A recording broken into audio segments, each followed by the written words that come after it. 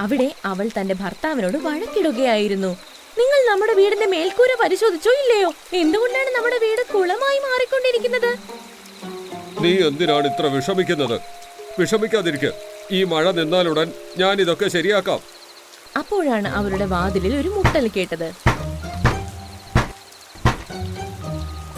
ഇത്രയും കനത്ത മഴയിൽ ആരാണ് വന്നത്?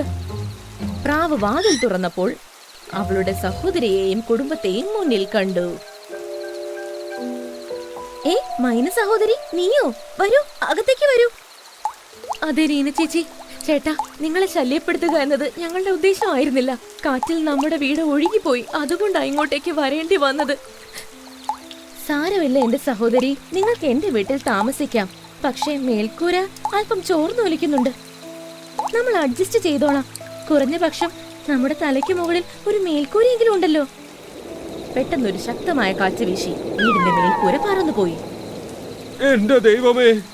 വീടിനുള്ളിൽ മഴവെള്ളം നിറയുവാൻ തുടങ്ങി. അവർ എല്ലാവരും നിലവിളിച്ചുകൊണ്ട് പുറത്തേക്ക് വന്നു.